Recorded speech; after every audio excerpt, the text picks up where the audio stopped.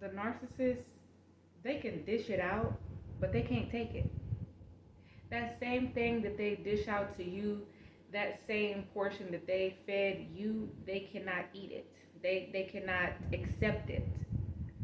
Um, as many of you already know, for personal experience, a narcissist will be quick to discard you in many ways, shapes, and forms. For instance, they may just not come home and make up some excuse why they didn't. Oh, I was hanging out with the guys, or I was hanging out with the girls, or time got away from me. We were just chilling and hanging out, so on and so forth. Um, some of them may not even give you an excuse or a reason. Um, they may just disregard your feelings, your thoughts, your emotions um, regarding anything in the relationship. It can be a serious matter. It can be something pertaining to their behavior or an issue in the relationship that you would like to discuss because you would like to work on, and you know that there's an issue here. So if we can address this issue, we can be fine and we can move forward. And then, they may act as if they're concerned and say, oh, okay, well, let's talk about it then. And as soon as you start talking about it, as long as they have the floor and you are listening and being receptive to everything that they have to say, because they are master manipulators. So as long as you sit there and listen to everything that they have to say and they can sway the story in whichever way they see fit, they're fine. But the moment you have the floor and it's your turn to talk and you are laying out your feelings, your thoughts, your emotions, your concerns, they want to shut the conversation down. Some of them may even say something to the degree of, oh, you know what? I'm not even going to respond to that. Oh, that doesn't even deserve a response.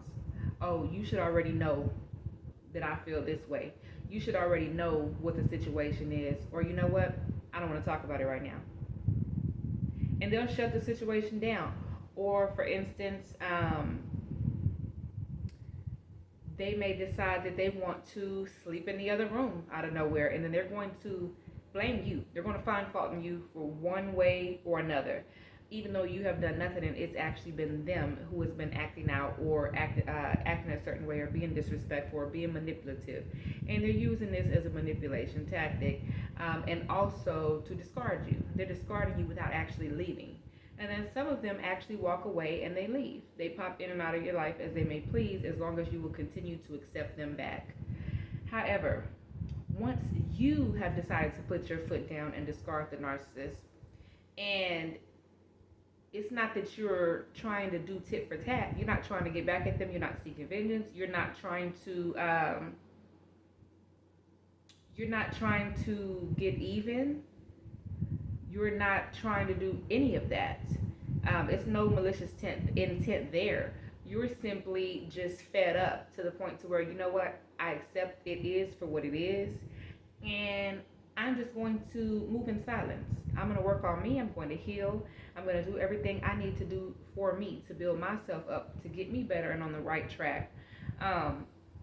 So you don't have time for their little antics anymore. So when they come hoovering, or when they come and they try and pop up and act like they want to come in and check on you, or let's just say you're in a situation and you have to see them. Maybe you have children with this narcissist. Maybe you have mutual friends or something like that.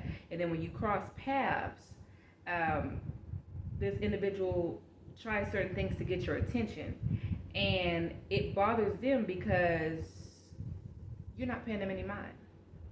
You're going along your day, you're doing what you normally would do. If it's the kids, you're interacting with the kids, you're reacting with the friends or family, but you have little to nothing to say to this individual. Why? Because it is what it is. Look how the situation ended. Look how you were treated and abused and used and manipulated in the situation. So why should you engage?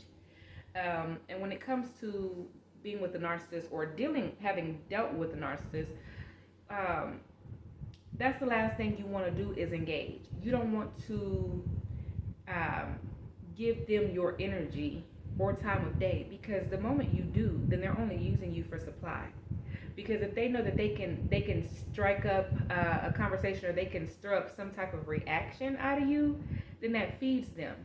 That's nourishing them. That's giving them that supply that they love to draw off of you. So don't do it.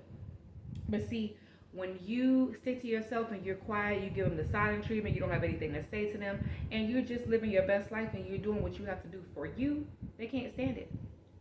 It hurts their feelings and it upsets them because they're like, who are you to ignore me?